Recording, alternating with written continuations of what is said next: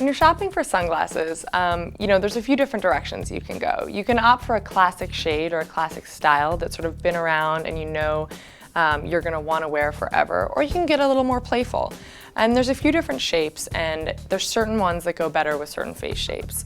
Some of the more classic styles are the sort of aviator style, or the Wayfarer, sort of made famous by Audrey Hepburn in Breakfast at Tiffany's, or a cat eye, which is something, again, that we saw a little bit more in the 60s, a bigger frame. And those are sort of the three classic shapes. When it comes to figuring out what works best with your face shape, honestly, it's best to play around, because sometimes aviators, it really depends on the size. You can get small ones, you can get oversized. Obviously, if you have a sort of oval or relatively round face, you can get away with almost everything.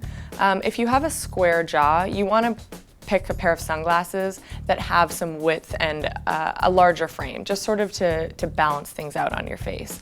And the flip side is, if you have a longer or more narrow face, you don't want to get a pair of sunglasses that overwhelm you or stick out really far and sort of look like they're too big for your face.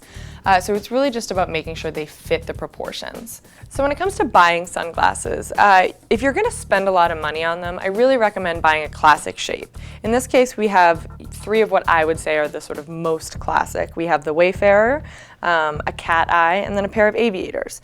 And if you're going to spend money, again, you want a shade and a shape that's really not going to go out of style.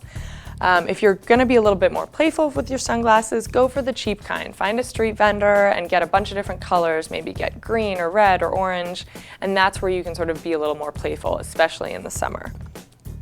Something like a cat eye is great if you are going for an old school glamour look. I love it with some red lipstick and maybe like a big shawl coat. And this is a way to look a little Jackie O, get a little old Hollywood glamour in it.